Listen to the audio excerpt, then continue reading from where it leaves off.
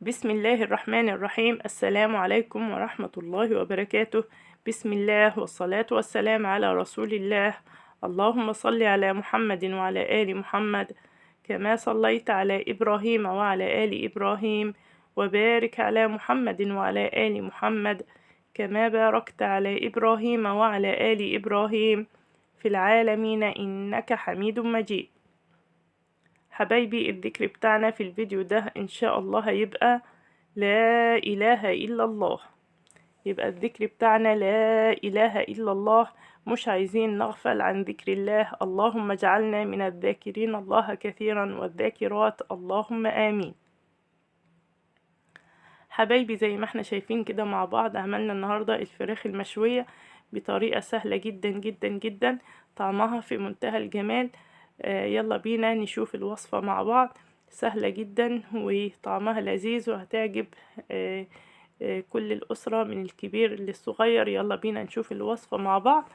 ما ننساش الذكر بتاعنا لا إله إلا الله. نبدأ وعلى بركة الله. معايا الفراخ.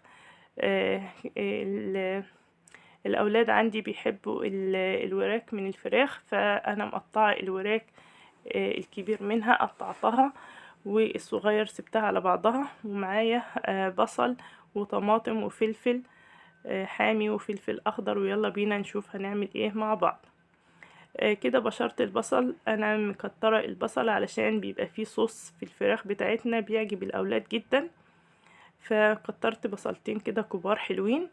ومعايا طماطمتين بشرتهم برضو، وقطعت قرن فلفل رومي وقرن فلفل حامي، قطعتهم قطع صغيرة كده.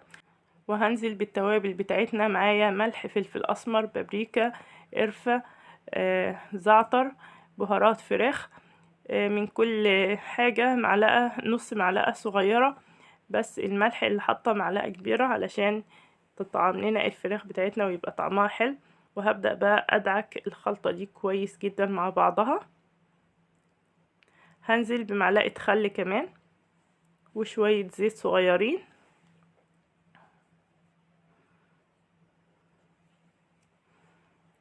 وهبدأ بقى أقلب الخلطة كويس جدا مع بعضها. ما ننساش الذكر بتاعنا لا إله إلا الله، لا إله إلا الله.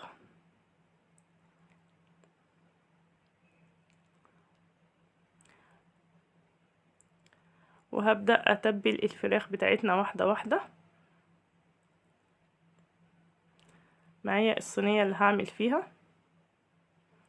بمسك كده قطعة الفراخ وهبدأ أتبلها كويس من تحت ومن فوق وما بين الجلد كده. بفتح ما بين الجلد بصبعي واحدة واحدة كده، وببدأ أحشيه بالخلطة بتاعتنا الجميلة دي.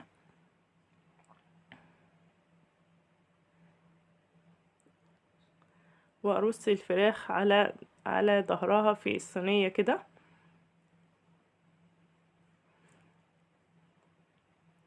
ما ننساش الذكر بتاعنا لا إله إلا الله، لا إله إلا الله. شايفين كده ببساطة بخلي ما بين الجلد واللحم كده، وابدأ احشي الفراخ. الخلطة بتاعتنا طعمها خطير جدا، بتبقى طعمها جميل في الفراخ.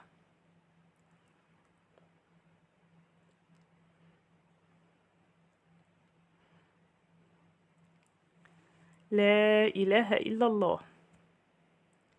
نجدد النية مع بعض. اللهم اجعل عملنا خالص لوجهك الكريم. اللهم ارزقنا الإخلاص في القول والعمل. اللهم اجعله إطعام طعام وصلة أرحام وتعاون على البر والتقوى، إدخال الفرحة والسرور على قلب الأسرة والأولاد. اللهم آمين يا رب العالمين.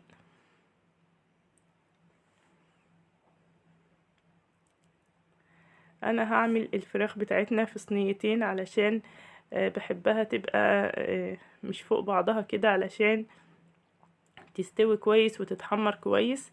فهعمل الفراخ بتاعتنا في صينيتين. فجهزت معاكم الصينية الأولى وهعمل الصينية التانية لوحدي علشان الوقت. ما ننساش الذكر بتاعنا لا إله إلا الله، لا إله إلا الله. نشوف كده الصينية بتاعتنا. أنا حاطة الفراخ على ظهرها علشان هسويها الاول على الجنب دوت، وبعدين هقلبها على الجنب التاني علشان تاخد اللون الجميل. كده جهزت الصينيتين بتاعتنا. الباقي من الخلطة بتاعتنا هبدأ انزل بيه على الوش كده، على وش الصينيتين. كل صينية هنزل بحبة كده. الخلطة بتاعت الفراخ الجبارة الجميلة ديت بتديني صوص في النهاية في منتهى الجمال.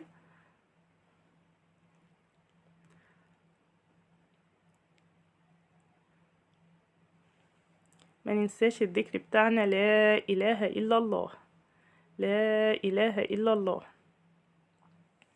هركن بقى الفراخ زي ما هي في الصينية كده في التتبيل دوت ساعة او ساعتين على قد الوقت اللي المناسب عندي، وهسيبها تتبل كويس وتتشرب الفراخ من التتبيل الحلو دوت.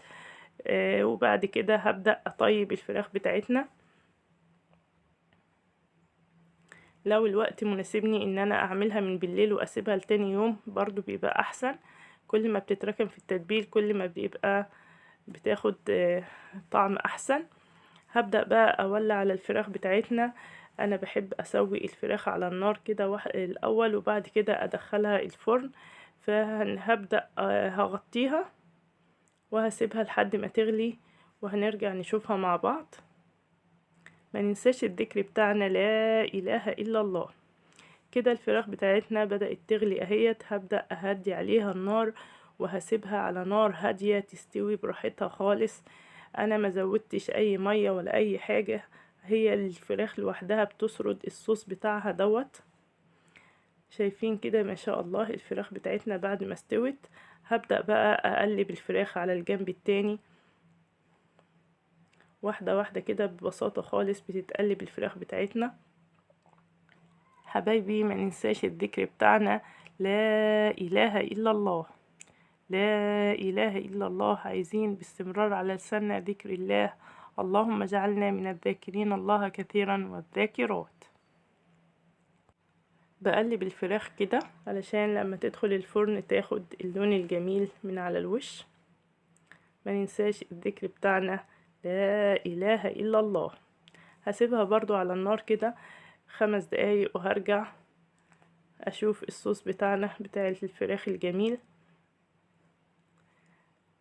هدخل بقى الفراخ الشواية تاخد اللون الجميل وتخرج نشوفها مع بعض. بسم الله ما شاء الله، المنظر مغري جدا وطعمها في منتهى الجمال. جربوا الوصفة هتعجبكم بإذن الله.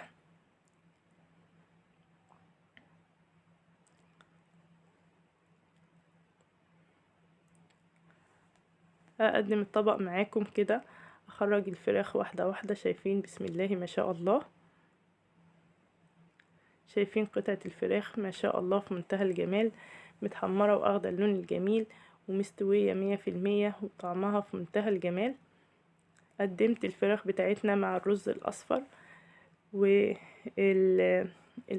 بتاعها دوت مع الرز في منتهى الجمال.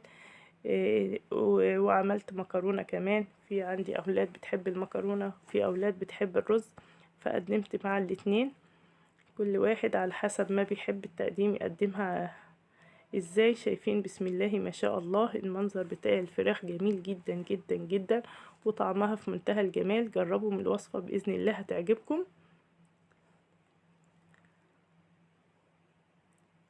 حبايبي اللي يعجبه الفيديو ما ينسانيش من اللايك والشير والاشتراك في القناة علشان القناة تكبر بيكم ومعاكم. واللي بيشوفنا لأول مرة يشترك معنا في القناة ويضغط الجرس ويختار الكل علشان يوصلوا إشعار بكل جديد أنزله بإذن الله.